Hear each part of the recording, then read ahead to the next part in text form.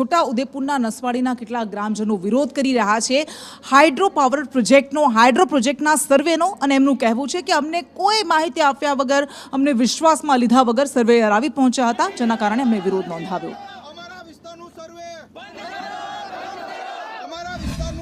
એમાં ખાસ કરીને આ ડુંગર વિસ્તાર એવો એરિયા છે જેમાં કોઈ ચોમાસામાં ખાલી પાક લે છે અને ઉનાળામાં કોઈ પાક થતો નથી, બધું સૂકું છટ છે, જેમાં ખાસ કરીને બધા કાઠિયાવાડને મજૂરી કરીને જીવે છે।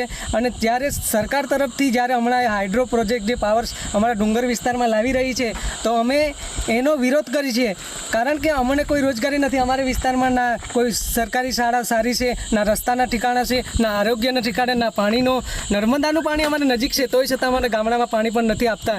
એટલા માટે અમારે ડુંગર વિસ્તારમાં જે પ્રોજેક્ટ છે એનો અમે સખત વિરોધ કરીએ છીએ, જેમાં ખાસ કરીને અમારા પંચાયત અને ગામડાનું પરમિશન લીધા વગર એ લોકો અમારા ગામમાં ઘૂસી જાય છે। તો અમારે એક જ રજૂઆત છે કે આ પ્રોજેક્ટનો વિરોધ કરીએ અને બંધ થવો જ જોઈએ।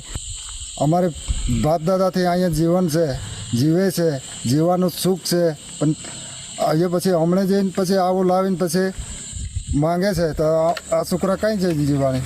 અમારે જમીન લઈ લેવા કરે છે અહીંયા, એના હાટો અમારે વિરોધ છે। આ પ્રોજેક્ટ જોતા નહીં, બંધ કરો।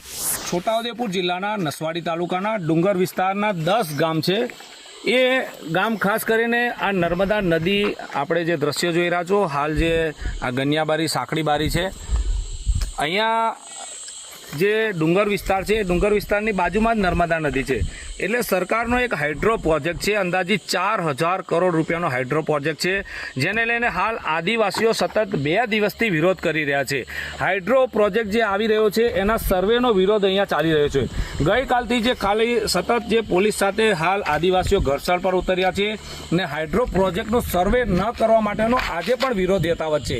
એટલે ખાસ કરીને આદિવાસી વિસ્તારમાં જે હાઇડ્રો પ્રોજેક્ટ આવી રહ્યો છે એને લઈને ક્યાંક ને ક્યાંક હાલ મોટી માત્રામાં વિરોધ થઈ રહ્યો છે।